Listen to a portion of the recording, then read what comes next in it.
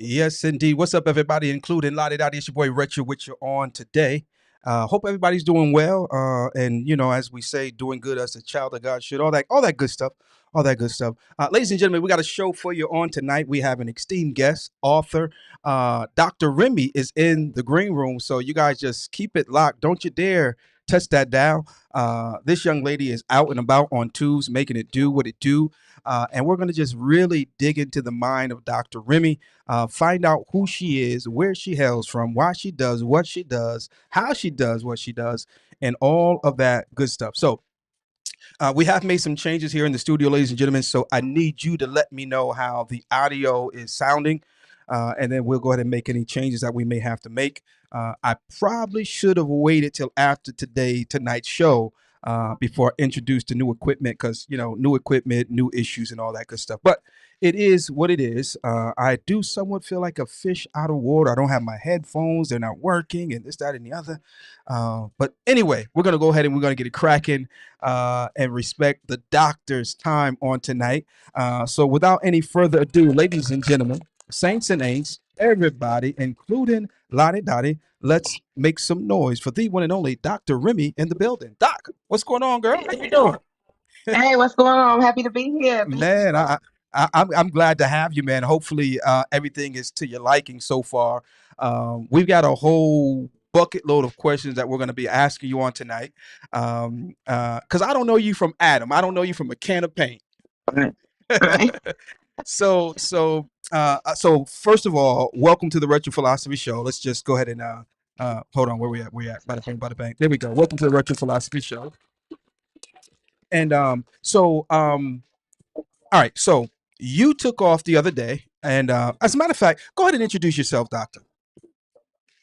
Hey, thank you. Yeah. I am Dr. April Jones, and I hail from Chicago, Illinois, born and raised. But by joining the military and Okay. being in the Army out of Fort Campbell, Kentucky, it brought me down to this area, the Nashville, Tennessee area. Okay. And I've been here for the last 14 years, 15 years now. So 15 years you've been in Tennessee. Yes. Okay. How different is it there in Tennessee from Chi-Town? I mean, I mean, it was a big difference. I raised my children here. They're grown now. My son was 4 years old when I moved here. He's about to be 19 now, Okay. and I just think it was the best decision getting them out of that area. Uh huh. I mean, I grew up in it. It made me strong and tough, but I don't necessarily feel like my kids have to be strong and tough and go through all of that mess to prove themselves when I already did it for them. So Now, I enjoyed the quietness a little bit, the slow down this pace that's down here in the South. I like that. You said it made you tough growing up in Yes, Chi-Town. yes. Okay, but yet still you didn't want your kids to have to go through what you went through. Talk to me a little bit about that. What's the philosophy behind that, the reasoning? I mean, when you know better, you do better. So Okay. my mother didn't know. My mother didn't know any better. You know what I mean? She did the best she could, Hmm. but it's some things that she forgot that she did not know that I missed. But because I knew better, after being through the Chicago, and then she sent me to an all girl Catholic school. Uh, I married into a Muslim marriage and took Shahada and became Islam. So all those things that I did, I just learned how to break it down so my children can be just as strong, but didn't have to dodge bullets, uh, per se. Right, right, right, right, right. That's So, that's that's that's powerful. That's very powerful. So, two kids you yes. said? Huh? How many kids did you say you had? I have two. My daughter, she'll be 23. She just graduated from college. She's the first black uh, student body president for the University of Missouri. So she went over there and made history and graduated. Amen. Amen. Amen. So let's back up a little bit. So here you are in Chicago. How difficult was it for you growing up? How rough was it? I was very rough. Single mother, Mm-hmm. she couldn't afford things that I thought, that I should have because my friends had them. She never really made it to none of my award ceremonies because she was always working two jobs. So growing up in Chicago, back in the day in the 80s, in my neighborhood, I felt like it was a village. You know, if I would, my teachers would my spank me in class if I got out of control, because back then they had corporal punishment. Yeah. You know, and then the word got out that I got in trouble in school. So by the time I got home, maybe one of the neighbors and pulled me up and snatched me up by the collar. And then once my mother finally got home, I got my butt kicked again. So Again. um, I just it made me strong. It made me tough. Um, and I got critical thinking skills from Hmm. Chicago. You know what I mean? I know my with it, my awareness, my surroundings. I know how to make a plan and 3, 4 steps ahead of time before Right. I even know what's coming. And I just think that came from me riding the train early in the morning, playing basketball. You know, just coming into the projects, watching my mom lose apartments, and I mean, I went through a lot and it just made me strong. And I tell anybody, if you can make it in Chicago, you can make it anywhere. But times have changed now. So I guess I can't say that anymore. But Hmm. when I grew up, I felt like, if I made it through Chicago, I could make it anywhere. Ain't nothing wrong with that, man. Ain't nothing wrong with that, man. It's a beautiful area. I mean, long Yeah. as in certain parts of it, you know what I'm saying. But Mhm. anyway, so tell me a little bit about. Excuse me. Tell me a little bit about your education. Yeah, the education, well rounded. You know, Hmm. I graduated from Chicago State University. Okay. Graduated from Trinity Christian College. Both of those are in Chicago. Okay. Uh, so when I got my bachelor's degree, this was after returning home from Afghanistan, and my fifth grade teacher told me that I had a story to tell. She said, you know, she watched me grow up. She used to take me to and from school once we moved away from the district, you Okay. know. And so then she wrote me while I was in Afghanistan. And like I said, when I got home, she just told me, you should be a teacher. You got a story to tell. You got something that these kids can use. And so I once I graduated with my bachelor's degree, I started substitute teaching. Okay. And simultaneously, I went back to school to get my teaching certification in my K through 9. Okay. Uh, and then I decided to move back to Nashville and I wanted to keep going. So Yeah. now at this time, I didn't know exactly what I wanted to do, but I knew that I had the GI Bill, the Montgomery GI Bill from the military, and I didn't want to let those funds go to waste. So I just stayed in school, Okay. and got my master's degree in curriculum and instructions from Tennessee State University. Then I got my education specialist in supervision and administration, Hmm. and I continued on and got the doctorate degree in Well, educational leadership. good for you. So, That is what's up. That's what's up. Now you said you went back. Where did you teach? What area of the city were you teaching in? and actually, the same elementary school that I went to elementary school, I went back and taught right next door to my fifth grade teacher. So that Nice. was pretty dope. I taught at a Price Elementary School for a year. And then I went that's on the south side of Chicago. Okay. And then I went out to the west side and I was coaching girls basketball Hmm. at Marshall High School on the west side of Chicago, and west side is a rough area. Marshall High School, they had a name for themselves, but uh yeah, I got over there and did what I needed to do. It was Yeah. pretty Yeah. cool. Yeah. Yeah. So how important do you think it is for inner city students to see teachers that look like them? Oh, it's very important. Hmm. It's very important. Absolutely. Because I gotta look like you gotta look like me to build that rapport. Okay. And it's just my honest, if I don't look like you and I'm standing in front of the classroom, you're gonna feel like I can't relate to you, especially if I'm not talking your language. I don't understand your culture. I'm not bringing your background into the classroom, into the teachings. Everything is not about you. Then no, we're missing the mark there. Okay. You know. So yeah, I definitely think, and this takes me into my nonprofit that I started. Let's talk So about it. So my nonprofit is called Sankofa Achievement Center, and the Sankofa is you don't know where you're going unless you know where you came from. Okay. It's Okay. it's not taboo to go back and fetch from the past, All and right. so I am Afrocentric uh, in my teaching style, and I resigned from teaching in the classroom because it wasn't conducive to the way my style of teaching. I was not able to reach the students that the way I thought I should be able to reach the students because of the dynamics and because of the politics inside of the building, right? Mm. So, um, yeah, so I started my nonprofit working with the kids outside of school doing summer camps and after school programs, mentoring them. And I was able to bring in that African, that culture, Hmm. um, that I wanted to bring. And I've actually been in business for 12 years. We just recently celebrated 10 years of excellence, of Nice. academic excellence, and all of those students that I had for the past 10 years came back, and we did a big, nice red carpet event. And we could just hear the kids talk about the things that I've done, how my program changed their lives. You know Right. what I mean? So I just, yeah, So you celebrated 12 you're 12 years in business, 10 years excellence. yes. Elaborate on what that means. 10 years of excellence. Well, I started here in Nashville, Uh-huh. came sitting at my kitchen table with a concept and an idea. Hmm. Grabbed a logo, jumped out there, got a building. Okay. Okay.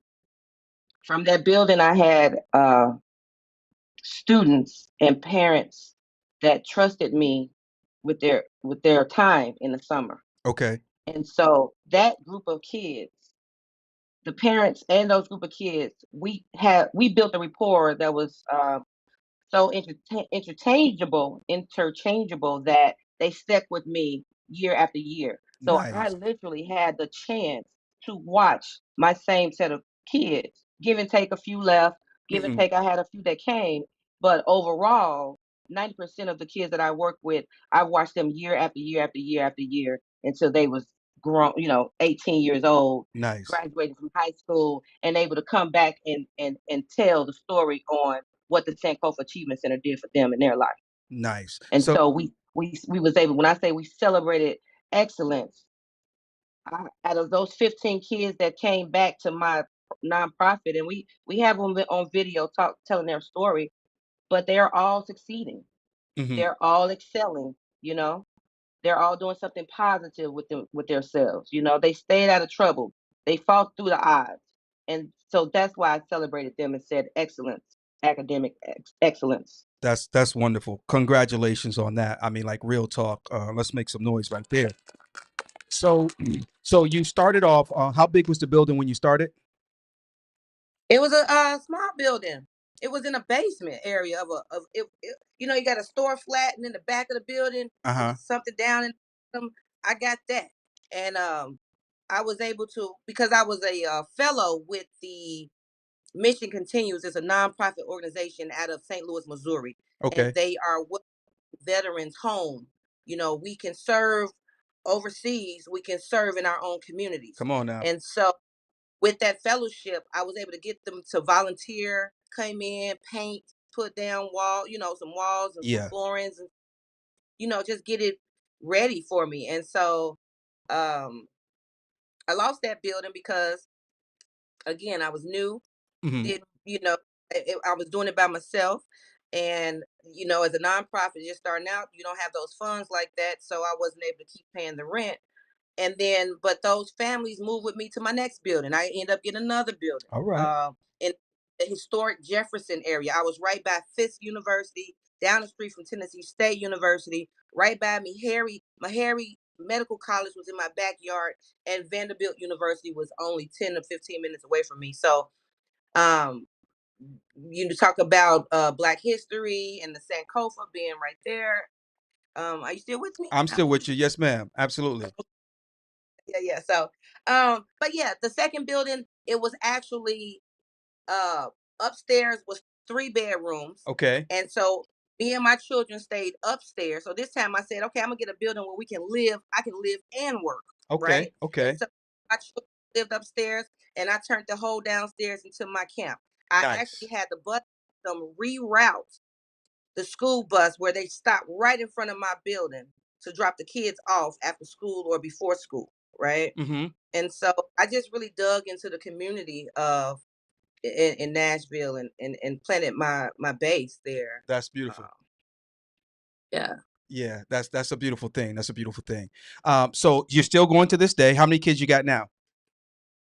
Right now, I try to keep it at 15 to 20 kids. Okay, something that's manageable. Yep, Yeah. because again, as my educator background tells me, when I had those classrooms and I had 30 some kids in them classrooms, 33, 34 kids, I was babysitting at that point. Okay. You know what I Okay. mean? I was not able to reach all 30 some kids in one classroom. And so I know from research that small classrooms, you're able to do more one on one, more manageable. And so, me being just me, yes, I keep it to 15 to 20 kids at a time, So you what are know? some of the things that you cover during the summer months when your program is in operation? Well, reading is fundamental. So, that's Come number on one. now. I'm always preaching, and we're always reading, and I'm breaking down passages, showing them how to take these standardized tests, Hmm. and that's in mathematics and reading. So I keep up with their academics, so they're not losing, because research says that kids over the summer they'll fall back in their reading and their academics, and so on top of the academics, I take them around, and I take them to museums, I take them to colleges, I bring in mentors to talk to them, I take them out to different places to get mentored, to different businesses so they can see how entrepreneurship works. Yeah. And I take them gardening, anything to help with the mental, the emotional, and social skill building is what I bring to the table with my students. What is one of the biggest hurdles, in your opinion, for our kids being able to articulate how they feel? Ask the question one more time. What do you think the biggest hurdle that our kids deal with as it relates to their inability to articulate how they feel? Or do you think there is an inability? The reason why I ask that, Dr. Remy, is because I believe that a lot of our kids, um, they're not given the tools to properly articulate how they feel. And I believe one of the reasons why they have a difficult time articulating how they feel is because 9 out of 10 times, or most of the time, the person who is teaching them doesn't look like them, and their confidence is compromised. Yeah, that's one. Hmm. And then I also believe another one is their background, where they come from, their home. Okay. If they're not taught at home how to communicate, if they're not given the opportunity to communicate, because say the parents are not at home because they're working, um, or like let's use my mother for example. Okay. I learned how to articulate and communicate well. But when it came to communicating with my mother, and Hmm. and this is what I told her before she passed away, I said, "You always told me what to do because you're my mom. I'm supposed to do what you told me to do because I'm your mom, but I don't. I'm not supposed to ask any questions, right? You just do what I tell you to do." Hmm. And that little piece right there, it stumped some of my communication, because you made me feel like I couldn't voice my opinion, Hmm. or you know what I mean. So Right. again, yes, not having the same person that looks like you inside the classroom could damper and make you feel inadequate. Also, not having the background knowledge from your home where you come from in order to communicate. And so that's what I want to do. I build those social skills, and walk them through how to talk, and give them those tools that they need, Hmm. to pull out in different times. Yeah. Nice, nice, nice, nice. So where do you see your and it is a nonprofit organization. Where do It you is. see your organization at, say, 5 years down the road? Having multiple children in the whole state of Tennessee, not just Middle Tennessee, West Okay. Tennessee, as well as East Tennessee. Yeah. I don't want to just limit myself to one area. I want to be statewide. And so Gotcha. in 5 years, I would like to see programming going on, whether it's me taking my 15 passenger van to the east of Tennessee, grabbing some kids for the summer, pulling them in with middle kids from the middle Tennessee, and then heading down to West Tennessee, where we're having a week-long summer camp. Hmm. Things like that. So I want to get the kids together in the whole state of Tennessee, as much as I can and let them mix and mingle and interchange with each other. Real Um, briefly, Dr. Remy, walk me through a day and a week. So, in other words, what are we doing today typically, and what does a week at your facility look like for? Let's just say I'm, 16 years old. I'm out of school now, and I'm contemplating coming to your organization for, So, what does a day look like, and what does a week look like? okay, well, first of all, I always incorporate PT. And like I said, I got that military background, Yeah. and I like to keep the kids active. So, first thing we do is I'm out there, we doing push-ups and we Okay. running. Now, why are we um, doing that, and why is that important? that's important because uh, in order for first of all, I want to wake them up. Your brain needs to be woken up. Okay, Hmm. so that's number one. Then you need to be active. Most of them, they come in, they sit on the games at home all Hmm. day playing on the video games. That's not what we're gonna do here. This is a different place. We're gonna come in, we're gonna get the day started, and we're gonna build a healthy environment. What And time so, does the day start? uh, What time does the day start? 8 a.m. Does my Okay, day so I got to be there at so 8 a.m. yeah, yeah, yeah. Okay. Well, I like to be there about 7:45 Oh, actually. okay, okay, all right, all right, okay, yes, sir. Okay, so I get there 7:45. I do about 15, 25 push-ups. Uh-huh. Oh, you're gonna do a little bit more than that. Oh, We go we work out for about 45 minutes because okay, you okay, know I gotta listen to you gripe and complain about how you don't want to do it for at least 5 to 10 minutes. That's gonna okay. take up a little time. But we get it done. Usually I have to get down there and do it myself. Like, come on, so I'm motivating you. I'm doing push-ups myself. So I look at that as my time to work out as well, for my mental. And Yeah. so working out helps my mental. I know it's gonna help the kids' mental, right? And so right after PT, I give them a break. We get something to eat, something to drink, let them debrief for a moment while I get ready for academics. I always tell them, listen, you got to give me something first. So Okay. we're gonna have fun later, but let the academic stuff out the way first. Whether it's reading, whether it's writing, if I give you a passage, whether it's math, whatever it is, the science or social studies, I bring all of the curriculums in, and so that goes on to about 11 o'clock. Okay. So about 11 o'clock, we're gonna break it on down and wrap it on up. Have a quick discussion about what we've learned, Mm-hmm. and then we're gonna have lunch, right? Okay. After lunch, then we're going to get into whatever we had planned, whether it was going to, if that bringing in someone to teach dance, if it's Mm-hmm. someone teaching them African drums, art, I'll bring in local artists from out of the community to come in and teach the students art. Or if it's time for us to go out uh, to a college visit or something like that, Okay. I the like that. second part of day the second part of the day is doing performing arts and creativeness. Yeah. Okay. Yeah. Yeah. That's And good. so that's what the whole week looks like. Nice. Now, do you get any pushback from the students, wanting to come there and just fool around and have a good time, and then they get there and they realize that they got a soldier that's got them, as Carolyn is saying, in boot camp? Oh yeah, Y- absolutely. Yeah, Absolutely. yeah, yeah, yeah. But what I'm hearing though, Dr. Remy, is discipline. Mhm. You know? That's the biggest thing. Yeah. We can't go further if we don't have no discipline. Right. And a lot of our children these days are not scared of nothing, Yeah. you know? That's true. And so I'm not saying you need to be scared of me when you walk up in my establishment, but we're gonna have some discipline and you're gonna understand that you're not gonna run over me. Hmm. So yes, I have some pushback, but I always find a way to get them. I got that gift. God gave me God used Yeah. training. That old shy town start to come out of you. Yeah.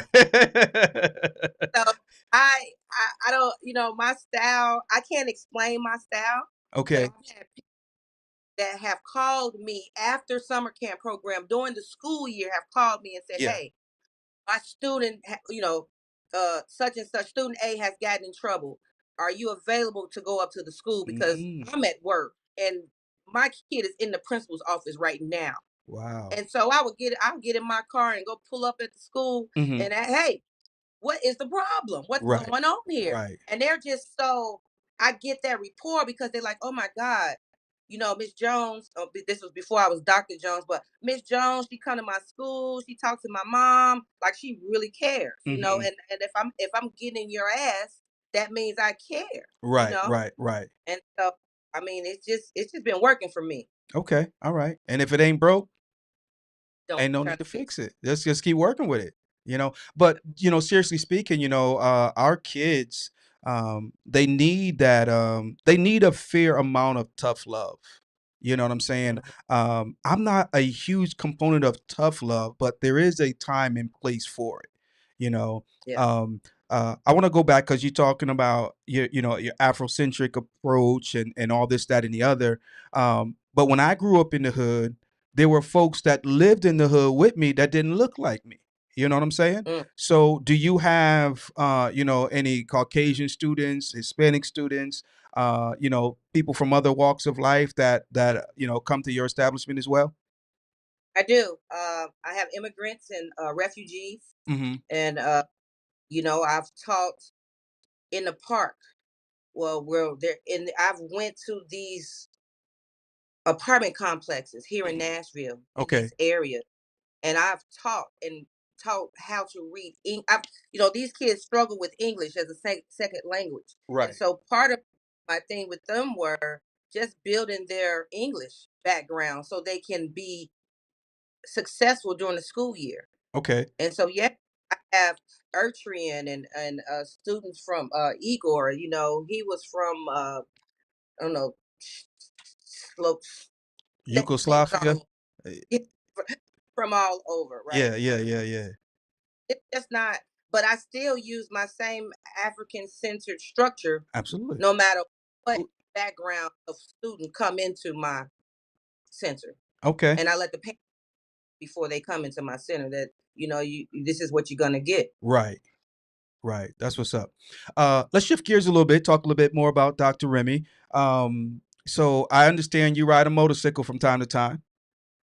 Oh yeah, I do actually. So when did you fall in love, or are you in love with motorcycling? When did you get bit with the bug and start riding motorcycles? I started riding motorcycles 14 years ago. Didn't know anything about a motorcycle. We had a snow day here in Nashville, and when it's a snow day, the teachers don't have to report to school, Hmm. and so the snow didn't last long. The sun came out, dried everything up, and I had nothing else to do with Hmm. my day. So I went to Harley Davidson and bought me a motorcycle. Didn't know how to ride, didn't have a class, even had a friend come pick it up. I said, "Hey, I just bought me a Harley. Yeah. I don't even know how to start it up. Can you come pick it up for me? Take it and put it in my garage, and then I'll take you back home." Now, what kind of Harley was it? It was a Sportster 883 was my Okay, first okay. bike. I'm sitting there, I'm wondering, first of all, who buys a Harley that doesn't know how to ride a Harley, and who does this after a snowstorm? But I guess Dr. Remy does. So, what made you go to Harley, and were you going there That's just the to only look, or did you know you was going to buy when you went? no. Here's the thing. Just like me choosing to go to the army, Uh huh. I didn't. The components didn't register in my head like Navy, Air Uh Force, huh. you know, Marines. It wasn't. I was thinking about the commercial, and Yeah. I usually just see the Army commercial. Yeah. Be all you can be. I'll be all you can be, right? Yeah. So same thing with the bikes. I didn't see no sports bike Uh commercials or huh. anything like that. I didn't see Honda commercials. I Right. saw Harley Davidson commercials, and so when I thought about going to get a motorcycle, first thing I thought was Harley Davidson. I didn't know a difference between a cruiser and a rocket. I didn't. Right. Now, I just went to the store and anyone in told your them, "Hey, family, anyone in your family ride? no, Anybody? Well, obviously the person who came to pick it up, they rode. Yes. yes." Okay. Okay. So you had an ideal of riding it from that individual, or was that your only Actually, exposure to the sport? no, it wasn't. Actually, Okay. we were in school. We was at Tennessee State University together in classes together. And he told me he rode sometimes. I Okay. mean, I can't really pinpoint Yeah. what made me do it. It was just it just hit me and I Yeah. went. Yeah. So what do I you know part of me wanted to be badass. Like I told you, I feel like I'm tough, right? Because I'm Yeah. from Chicago, Yeah. and so I got once I got my pistol on me. Yeah. I can walk around open carry and hold.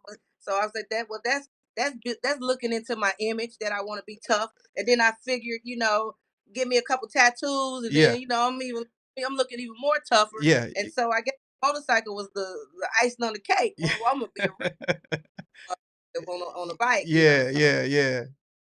maybe that all of those things kind of did it for me. Okay. So 14 years later, you're still riding Harley. Yeah, What do I've you been down. what do you I've currently been down. ride? Say it again. I've been down 3 times. Oh, Went down now accidents. how bad I were guess. those accidents? Uh, um, a little road rash on the first one. Okay. Second one, I broke my lower orbital socket of my bones. Ooh. Uh, had stitches, bust my lip open, stitches here. My eye was messed up. My skin was gone. I have a half helmet. And so it really hurt me because my face was really messed up, and I just never thought that I would like the way I looked anymore Uh after huh. the accident. But I kept riding, and then after that, I had another accident. That one wasn't that bad, but I've learned as I've went down the mistakes that I was making that made me go down. So the You know, first accident, what happened there? I was too cocky and just starting out riding, and I used to try to lean my bike as if it was a crotch rocket. Okay. And so going around a curve, I was Mm. leaning it, and my foot peg Mm-hmm. got the ground, Yeah. and talked to me all over the Oh place, yeah. right? I've been there, done that. The second accident, I was the first time going to Memphis, Tennessee, and I was riding down the road, and then the road turned into trolley tracks, Mm. and I panicked. And so, trying to get off of the trolley tracks, I didn't cut my tire the right way, Okay. and it got caught in a groove, and that's what took me down. Um, and the last accident, my suspension wasn't well on the bike, and it was raining, and I was going too fast, and tried to make a turn, and I slid and crashed. Realizing the suspension need to be right, your tires don't need to be bald and slick. So Right. each Right. each thing was a learning lesson for me. But right now, I ride a 2005 electric glide. Okay, okay, nice, nice, nice. So we got connected. As a matter of fact, Gorilla Blue. Shout out to Gorilla Blue. Um, he hit me up. What it's been a few weeks back. I think about a few weeks, going on a month, maybe almost. And he says, "Hey, so and so is." He says, You were doing the ride around Tennessee," and so I said, "Yeah." Matter of fact, he tagged me in a post that he had commented on your post. And so you recently did the Tennessee Four Corners. Thank you so much for supporting the movement. Let's talk a little bit about the Tennessee Four Corners. Um, what was the furthest you have rode up into this point? I'm sorry. Can you ask Yeah, me? I sure. had a call. Yeah, not a problem at all. So you did the Tennessee Four Corners, and we were saying thank you for supporting the movement.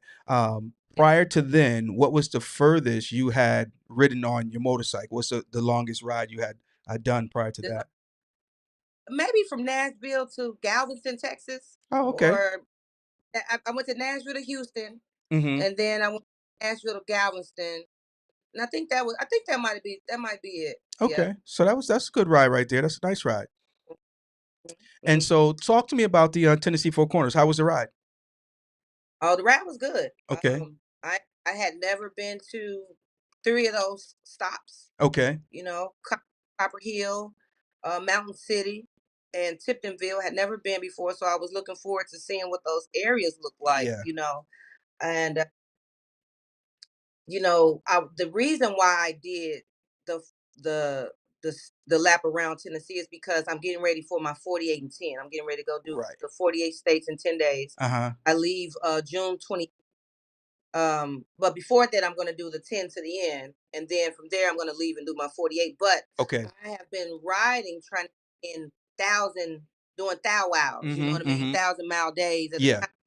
How I feel, and so I knew that roughly the lap around Tennessee was about roughly 1,000 miles. So I Mhm. gave myself, that as a challenge. Let me get out here and see how my body feels, and Yeah. go explore my state. Mhm. Yeah, So seeing those and other so Yeah, go ahead.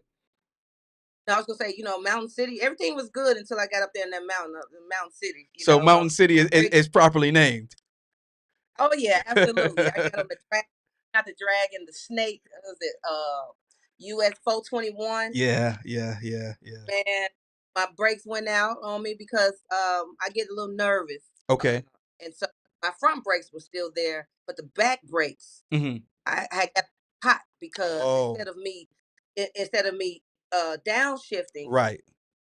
I would hit my brakes, Yeah, yeah, right, yeah. and so they got hot, and Okay. eventually they just gave out, and I didn't have no back brakes, and Wow. so you that was a learning experience because at first I didn't know why I did that. And Mhm. then once I got out and I was like, oh, I asked a couple of questions. It was like, you got it too hot. Mhm. You don't need to hit brakes like that. You use that time when you on your curves to downshift. Mhm. And Mhm. so I got out of Mountain City, headed to back across the state up to West Tennessee.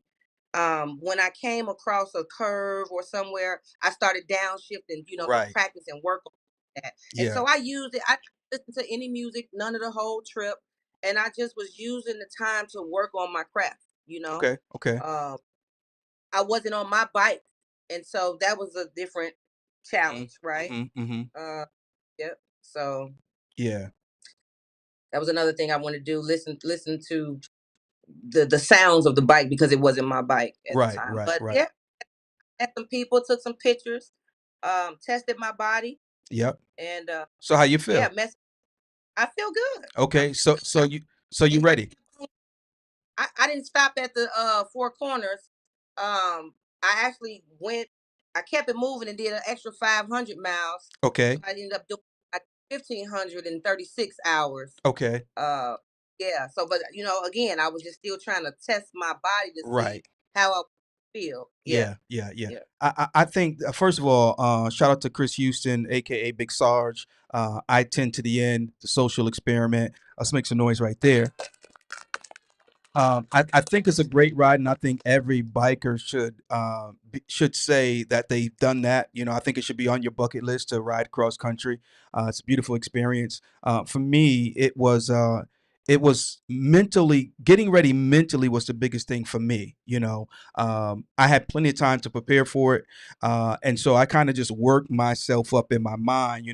I just kept seeing myself doing it, and just and so when we got ready to launch, me and my wife, we was ready. Mentally we were ready. We were both physically, fit, I believe. So we didn't have any complications there. We did do it in the wintertime, which I would do it again in the wintertime, over the summertime myself personally. Mhm. But it was a great ride, man. I thoroughly enjoyed it. Thoroughly enjoyed it, man. So you're gonna launch out on the 20 what? Okay, so on the 28th, I'm leaving Nashville, headed to Santa Monica. Okay, nice. Wait a minute. Wait a When minute. I leave, Oh, okay. So hold on now. So you're gonna do I-10 to the end. You're gonna go to Santa, but you're gonna drop down to Florida first, though. Do I-10 to the end, right? no, No. Okay. So you're no, going. I'm going straight to Cali from here, from home, Okay. Nashville, Okay. and then I'm gonna run from Cali to Jacksonville, Florida. Gotcha. Gotcha. Okay. Okay. I leave Jacksonville, I'm gonna bend back to New Orleans for the 4th of July because I'm doing the Black Girls Ride to Essence Festival. So I'm gonna Okay. back to New Orleans. I'll be there for 4 days, Okay. and then 7th of July, I'll take off from New Orleans Uh huh. and begin my 48 and 10. And Okay. the route I'm using Greg Rice's 48 map Okay. that he and so I'll be taking the west. I'll be going west around to come back. I'll end in Georgia, and then I'll come on, bring it on back home to Tennessee. Man, that is beautiful. So have you mapped it out, mileage wise, when it's all said and done, from the 28 till you get back from your 48 and 10? You have any idea how many No, miles you're gonna? No. Okay. A lot. A lot. But Yeah, we just say a lot. That's what's up. Now, you're gonna be doing all this solo, or do you have anybody that's gonna be doing any of it with you? when it's solo, I prefer to ride solo. Okay, okay, Yeah. okay, I- Club. I've been in the club. I've been in 3 clubs. I was a member of the Buffalo Soldiers for 4 years when I okay. first started riding. I've been a vice president of a co-ed club here in Nashville, and then I was secretary of an all-female motorcycle club, Mhm. and I learned a lot in those 3 clubs. But now I've been riding solo for about 6 years, Okay. Yeah. And and that's what you prefer, so solo riding? when I ride with people, sometimes I just don't like to have my momentum broken. I don't like to Mhm. have my mental startled. If Mhm. it's I don't want to feel responsible for anyone else as well. Yeah, And yeah. so, I mean, I just prefer. I get a lot of feedback from guys saying you don't need to be out there by yourself like that and this and Mhm. that. But I mean, Well, that it, that that was my next question. What are you doing for safety measures? um, I mean, I carry a weapon, but Mhm. I try not to go. I try to stay out in the open. Mhm. You know, someone where if I go down on, I'm not really trying to go out no back roads and down no Okay. side alleys at doggone midnight in a sundowner's town. You know what Right, I right, mean? right, right, Just right. I'm just being smart about my movements. Okay. Now Yeah, that's now how I'm being safe. And I send out my 360, okay. so every my family and friends and my pit crew, Okay, they there we know go. where I'm at all times. You know Okay, what I mean? perfect, perfect. And if something happened, they're gonna get the alert. And Mhm. and I just, even though I'm out there by myself, I feel like I got a whole team with me. Okay, okay. So it's definitely important to have a pit crew, somebody that's got eyes on you, that can have eyes on you at all times. Doing your 48 and 10, of course, I haven't done that yet, 48 and 10, but I'm going to imagine that that's going to cause you to do some night riding in order to get all those 48 states within, and so you're comfortable with night riding by yourself? Oh yeah, Okay, absolutely, okay. absolutely. Yeah, I yeah. prefer. I love. I usually get up at 4 in the morning. I Hmm. take off. Up for me is 4 a.m. Yeah, because I like to get it at night, and then I usually try to ride until at least about midnight. okay, Yeah, okay. And then get ready to bed down for the night. head down and get it on back up, and let's hit it. Yep. Okay. Now, you mentioned earlier that you were married. How long have you been married? No, I'm divorced now. Oh, okay, okay. I was married for a year. It lasted one whole nice year, nice little year for me. 365 days, huh? For the whole 365. Would you do it again? No, Really? That was it no, that I don't. was it that Not bad or just that bad. And I have two. My children have two different fathers. okay, I just wouldn't do it again. I just okay. don't want. I don't. I like where I am. Yeah. Um, I like having a peace of mind, and I don't know if maybe I just don't know how to be in a relationship or know how to have the patience with the relationship.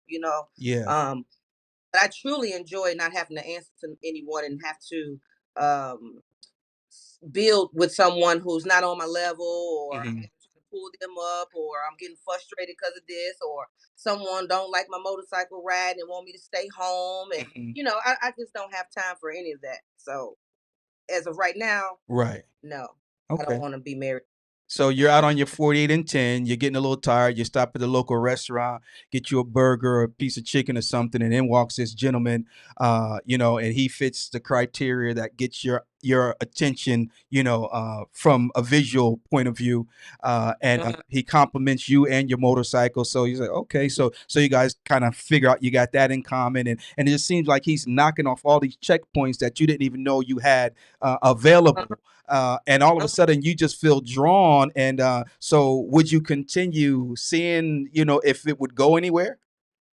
Absolutely, Okay, okay, absolutely. okay, okay. So, We can kick it for the rest of our lives together. uh, oh, I see where you're going. I see where you're going. You just ain't trying to walk down nobody's alley again. No, we don't need to sign no papers now. Okay, okay. I thought I was gonna be able to, make you a believer, but okay, okay, okay. Well, all right, cool deal, cool deal. So let's talk a little bit, Remy, because you're going to be taking off to do your I-10 to the end, 48 and 10. That's awesome, man. Let's make some noise right there as soon as I get my sound effects to work with me. Bada boom. There we go. There we go. So again, let's rally back to your upbringing in Chicago just real briefly. You kind of went through some Yeah. things there. You get out, you go to the service, you get your doctorate degree. And then at what point did Dr. Remy become author, Dr. Remy? Well, you got to write a dissertation, right, to Okay. get a doc. Yeah. And so after writing and working on a dissertation for 2 years, and I finally defended my proposal Mm-hmm. and graduated, I just decided to keep on writing. I Oh. was already I was already in the groove, uh, and so I just kept writing. My first one, I went and got my notes. I had been wanting to do a book. I said I was going to do a book. I already had a title for the book years before I published the book. Mm-hmm. And so, but just because of work and school and raising children, I never had the chance to actually sit down and started writing my book. But like I said, once I defended a dissertation, I kept on writing. I went back and grabbed my journal from where I had been writing stuff down Okay. throughout the year. And then I went on and self-published Soldier from Birth. Let me back up And a little bit if you don't mind. What was your uh-huh. dissertation on? My dissertation is on uh, leadership in successful rural schools and and involving the community partners. Okay, and how did that spin off into your first book? Well, okay, so here's the thing. So, the first book was supposed to be, I used some of my research for my dissertation, the interviews that I did with principals in rural areas, Okay. my my upbringing, my Afrocentric bringing, my style of teaching, and how my mother raised me. I was trying to combine them all in one book, right? Okay. Editor told me, she said, you got two different books here. She said, Mhm. you trying to put your academic background with your personal, and you should just split them. So I simultaneously published two books at the same time. Okay. So I have Authentic Guts, because Authentic Guts is culturally relevant best practices for teaching a youth, right? Mhm. And so I delve into um how our kids want to see someone that looks like them in the classroom, and how we can use that leverage we have as Black teachers teaching Black students and being community partnerships to be the best that we can be for our village to raise our students. But Okay. then the Soldier from Birth is about my upbringing, how my mother raised me, not having a father, getting pregnant at the age of 16, running to the abortion clinic, and still going, I kept moving even after I was making mistakes and things like that. So then going to the Afghanistan and coming home and getting locked up, going to jail and having domestic disputes. So yeah, they told me those were two different books. Okay. So Okay. Okay. and Yeah. Yeah. that's how those two books happened, right? Nice. And Soldier from Birth, I I ended up turning Soldiers from Birth into a movie, and I'm gonna tell you why. Because rolling around with books in my saddlebags, or going to set up as a vendor at an all-female ride and selling my books, that's all good and gravy. And I Mhm. I have sold a lot of books. But when I ask people, well, what did you think about the book? Oh man, I ain't read it. That book been sitting, Wow. somewhere. Or I've had people tell me, "Oh, girl, I just bought it to support you. I just gave you the $20. You know what I mean? I'm not gonna read no book." I've had adults tell me, "Hey, girl, I don't even know how to read." And I said, "Are you serious?" She's like, "Yeah, I really don't know how to read. So I just bought your book because I don't know how to read." And I said, "Well, do you want to learn how to read?" She said, "Nah, it's kind of too late for me." She was like, "I don't Wow. want to do that." And so, hearing all this feedback, Mhm. I said, how can I get the message that I want to get across Right. visual? As my teacher mode kicked in, all students don't learn the same. That is correct. Some of us are readers, some of us are visual, some of us are hands-on.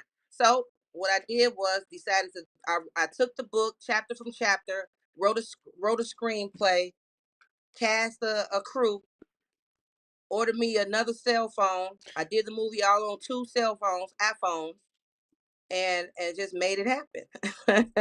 That is Yeah, yeah, amazing. that was my movie premiere. Yeah.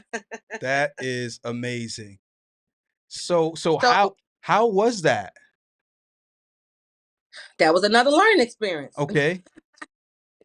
Yeah, it was but I cast a lot of my cast members was from Chicago. So I shot in Chicago and Nashville. So my budget kind of ran up quick.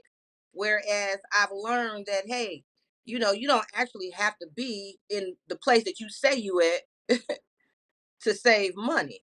So Okay. how much what kind of budget were you working with? I didn't have a budget, but I Okay. was just as I and needed things, I just spent. And when I was done with it, I had spent about 45 to $50,000 on this project. Wow. Yeah. And so I've spent another 6,000 breaking the movie up into episodes, and it's getting ready to drop and come out on Tubi in the at the end of the summer. Okay. So Okay. in your mind, I took what I did by myself and put it in the hands of another producer out of Atlanta, and Uh-huh. he has taken the whole 142-minute movie and broken it down into four episodes, and we're going to release it. And so I'm excited about that. But yeah. As you should be, as you should be.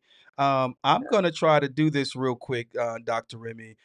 While I'm doing this, tell me a little bit about your other books that you Mhm. have authored as well.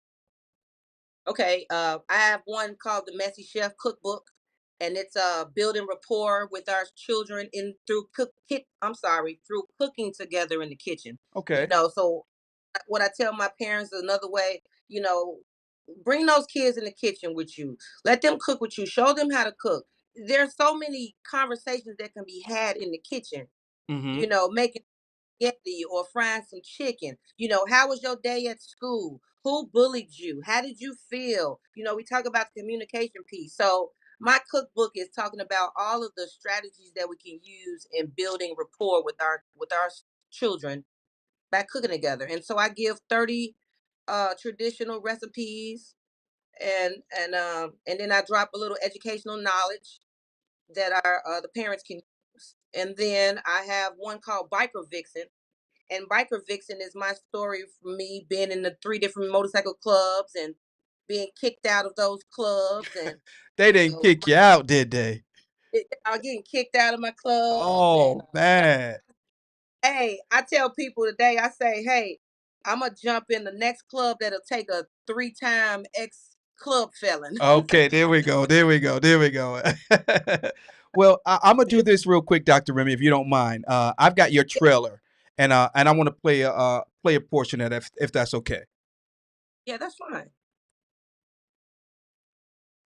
Go back to a time when you were coming of age. Did you imagine your future self?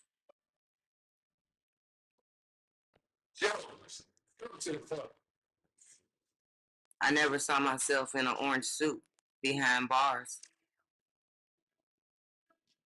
What you used to.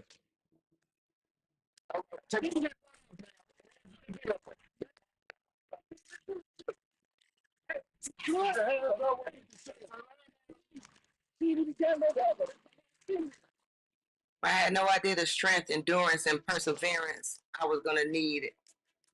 The truth, I had it since I was born, but it doesn't matter that it's innate.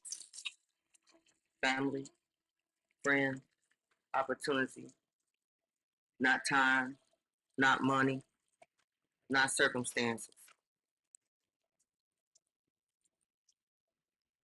can project what life will bring you. I guess it's all how you handle it. Life can be good, fancy, fun, but in the end, can you soldier up? Can you not self destruct? Can you continue to move forward? or would you continue to get knocked down?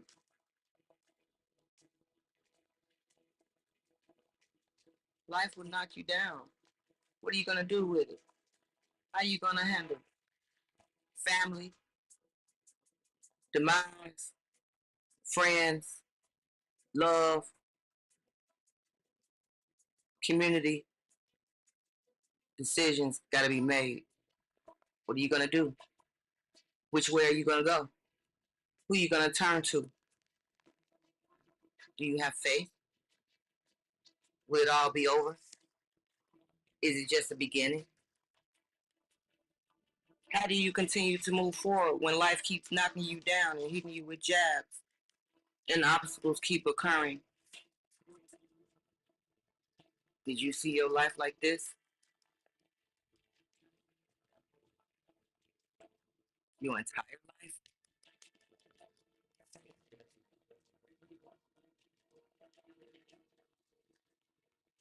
I do know your entire life is determined by you. And I made decisions in my life, and I had to own up to those decisions. And personally, as I reflect on my life, I had to own up to every decision and watch the outcome unfold. Soldier from Birth, coming soon, April 20th, 2023.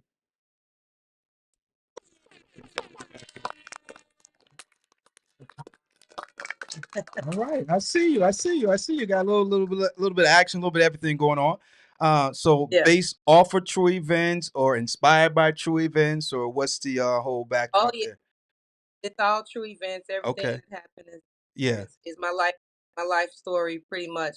And that is the trailer that I did. But there's a shorter trailer that the producer out of Atlanta did for the series. Hmm. Um, so yeah, he shortened it up and made it a little different, made it more Siri like. Okay. Okay. Okay. Well, congratulations, man.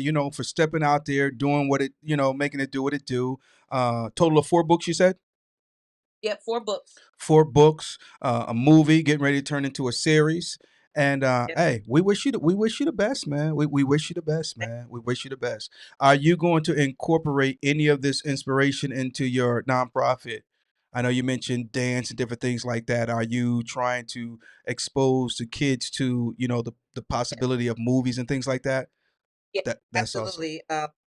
One of my projects I want to do is teach the kids, show the kids how I actually did it. All the kids have cell phones these days, Right, right, and right. editing programs are on these phones. And Mm-hmm. so, what I want to do is break down. First it starts with the reading, Mm-hmm. right? Got to read, then we need to write. Mm-hmm. Then once we write, we can turn the writing into life. Right, right, And right. yes, I definitely have a project where I want each kid to do at least a 3 to 5 minute snippet from something that they have written, Mm-hmm. and then when they have written it down, then we're gonna bring it to life, and I'm gonna show them all the steps that I did to get my movie based on what I know how to do, right? Okay. Good deal. Because I'm not an expert. I'm not an expert, Right. But you jumped out there and you did it. right? So sometimes, the hardest step is the first step, and Hmm. sometimes we just got to jump out there and make it do what it do. You know what Yep. I mean? So I want to teach them all about how to self-publish. If they have a book that they want to write, teach them about how to, make money. I'm an entrepreneur, and so a lot of my stuff is, hey, it's ways you can make money out here. Yeah, College absolutely. isn't for everyone. Correct. I don't try to, you got to go to college, you got to go to school and get a degree. And you don't. You Right. really don't. There are other options. But there are other options. And so those are some of the things that I expose the kids to as well. Being an entrepreneur, taking a skill or craft or something that you like to do and turning it into ways you can make money and feed your children Correct. once you get older. Correct. Yep. Here's what I would like you to do for me, Dr. Remy. I would love it if you would share your link on the Retro Philosophy Show. If Okay. you don't mind, please do that. And please include the link for your books, your movie, whatever you want to share with the listening audience. If you would share that on the Retro Philosophy Show page, that way it's there. Because I think what you're doing is commendable, and it ought to be. it ought to be celebrated. It ought to be encouraged. It ought to be celebrated. So I mean, just real talk. Thank you. So I appreciate that. I do a charity ride in Nashville. I did. This is going to be my second one coming up in March. okay, I did the first one I did was in 2021, and we had plans for it to continue the next year. So I had people come across the nation. They joined me here in Nashville, and okay, that's when we celebrated 10 years of excellence. And I invited all of my former students back, and they spoke and took pictures of everyone. It was beautiful, right? And so, but my mother died a week before the event, wow, my and good, so people thought I a lot of people tell me you need to cancel. yeah, Your mom just died, cancel. But I knew my mother wanted me to keep going. So right, I went on and did the event. It turned out amazing. But that's so the event was Friday, Saturday, Sunday. That Sunday, after I waved goodbye to the last person and I, mm-hmm, wrapped my stuff up and got in my house, I kind of just crashed, yeah, right? yeah, And so I knew at that moment that I wasn't going to have the stamina to do what I needed to do to continue to get the support that I needed for the next year. mm-hmm, And so I canceled it. But this is going to be my first year, coming back with my charity ride. This is just one of my components of fundraising for my okay. 501c3. So that fun that benefit ride is going to take place in March. Yes, March in Nashville, March 14th through the 16th. March 14th to the 16th. All right. Inbox me all that information. I don't know if you have a flyer up yet or not, but send me all that information. Nashville's just right up the road, and it's always a good ride from here to there. I got some good friends up that way as well, so that'll give me a good reason to get on up the road and come support and visit some friends while I'm up there. Absolutely. So Absolutely. let's make sure we stay connected as far as that stuff, and because I'd love to support that. Awesome. Yeah. Thank you. Thank Okay. you. Anything Yeah. else you want to share with the listening audience, Dr. Remy? Uh yeah, if you just anybody that's listening, if it's anything that you want to do in life, I just believe that you can do it. Hmm. Uh, there's no ifs, ands, buts about it. I think you can do it. We see people in wheelchairs playing basketball. Yeah. You know what I mean? Yeah. It's we can do whatever we put our mind to, and that is what I'm always instilling in my kids. So I ride for education.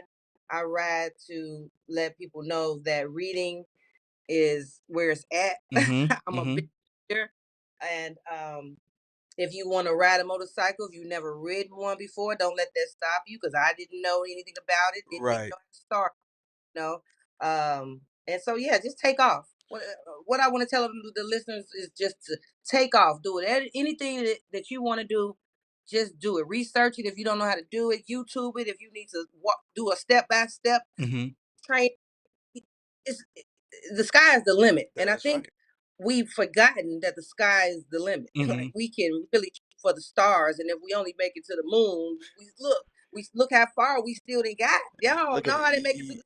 Almost excuse me, almost verbatim. I say it this I say the same thing. My father used to always tell me, whatever you put your mind to do, you can do. He instilled that in me, and then when I began to walk, and he was like, "What do you think you're doing?" I'm like, "What you taught me, to just dream big." So that's very funny. I shouldn't say funny. It's ironic that in that few minutes you said a whole lot that I myself reiterate all the time.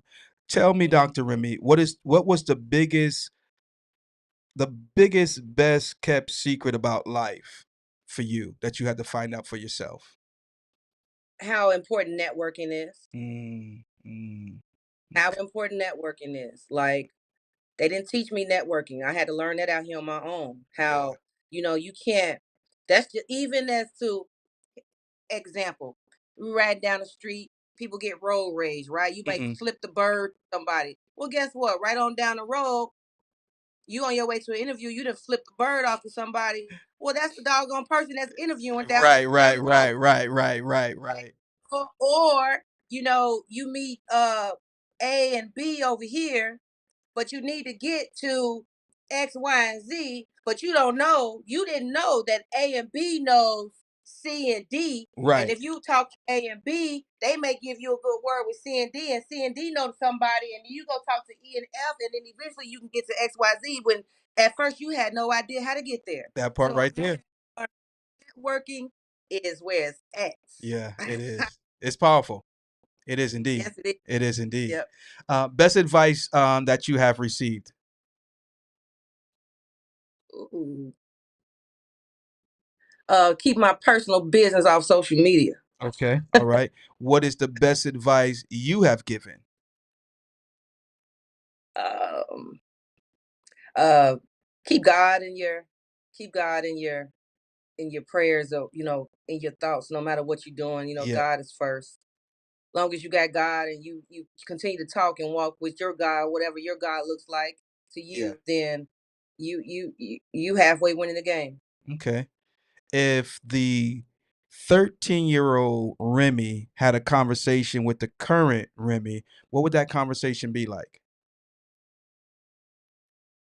Uh,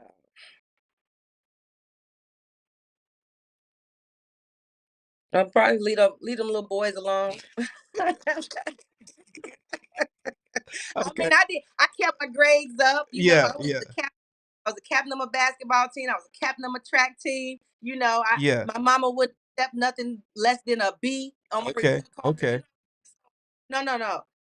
I was good Yeah. academically, Right. whatever. But again, like I said, I got pregnant at 16. Hmm. And Yeah. had an abortion. That kind of bothers me a little bit. So yeah, if I was to tell 13-year-old me something, I would say, hey, listen to your mama when she said leave these little boys alone. Hmm. That's all. Now, would the 13-year-old Remy be able to offer you any advice that you might be able to yield to or heed to? 13-year-old Remy. Yeah, cherish my mother, because she's Mm, not gonna always. yeah. Yeah. Even though we go back and forth and have whatever, she was Right. looking at as she could. She raised me the best she can, and I should cherish every moment. Siblings. I don't know if you had mentioned that earlier. Do you have siblings? I do. I have three of them. Okay. Where are you at in I'm the the third. the I'm the third? third. Okay. Mm-hmm. Yep. That's same thing with me. I got my big brother, my big sister, then me, then my little brother. Oh, Them. that's me. Yeah. I got Yeah. an older brother, older sister, me, then a little brother. Yeah, yeah, yeah, yeah. The third child, I tell them, my mama was practicing with the first two. She got it right with the Yep. third one, Yep. Yep. and then she just went off the rails with the last one. I mean, With- yeah, and then at some point you should have stopped. You yeah, shouldn't even yeah, yeah. end up. They should have just stopped with me because but yeah, I grew up with four kids, well, three siblings, and then I've got a stepsister from a previous encounter that my dad had. I'll just leave it at that. But no pun intended on my stepsister. She's cool, But life be life, and right. Yes, exactly. Yeah. So I'm gonna make sure that we reach out to you next time we are in Tennessee, Nashville to be specific, because I'm gonna get up there and do the. I should have done it Thursday when I was up there doing the Tell of the Dragon. I just didn't really put much thought into it. We had a group come down from Virginia to do the Tell of the Dragon, and they had done the VA Four Corners. So I met Okay. them at the Tell of the Dragon, so I can present them with their patches, and then I just said, well, I'm already in Tennessee because we did the Dragon. It ended up in Tennessee, so we rolled up to the Harley Davidson up there, Smoky Mountain, but if I was thinking, I would have just planned to do the Tennessee Four Corners while I was there, but it's all good. I'll get back up there and do it, and I'll make sure I holler at you when I do. Okay. Sounds good. Dr. Remy, I appreciate your time. Thank you for being so open and transparent and sharing your story. I'm gonna check out your now. Where can they find your movie if they want to go take a look at it?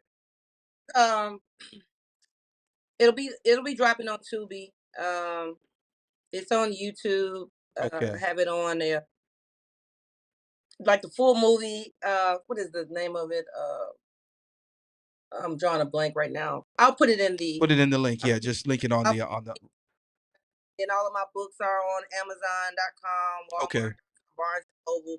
And so yeah, I'll drop all those links. And I Perfect. appreciate you asking those questions and letting me, tell a little bit about who I am. Yeah, yeah. We'll get you back on. I'll get my new setup, worked out, and we'll get you back on here because I'm kind of all over the place trying to do the interview and watch this and that. So we'll get you back on at a later date, maybe once the movie actually drops on Tubi, and Yeah, maybe we can get you on here. We can talk about the support that you've been, once it drops, we can talk about the statistics and stuff. yeah, for sure. All right, Yeah, all yeah. right. Sounds All right, keep on riding. And if I don't, let me see. Let me see. I tell you what, you're going to be leaving on the 28th mm. and 48 and 10. Is your route going to, where we're at in North Carolina, is your route going to bring you through? I let you know. Okay, You let me know, know. Let me know. okay. And what we'll do Where is you, yeah, I know you like to ride solo, but you're riding through my state. I gotta catch you and show some love. that's right. Okay, so get with me, let me know, and so when you do get ready to come through the Carolinas, maybe me and my team can catch you and ride out with you for a couple 100 miles or whatever. Yeah, that'd be Sounds cool. good. Yeah, I can do. Look, I can do a couple 100 miles. Yeah, but anything more than that is just like okay, yeah, I feel you, I feel you, I feel you. Dr. Remy, we appreciate you. Okay, thank you. If there's anything Yeah, that me or Kingdom Alignment Motorcycle Ministry can do for you at any time, don't hesitate to reach out and let us know. Okay. I sure will. Thank All you. right. Thanks for being on the show. All right All now. right. Yep. Bye bye. Bye bye. Ladies and gentlemen, saints and ain'ts, everybody, including Lottie Dottie. There you have it, the one and only Dr. Remy in the building. You already know what it is.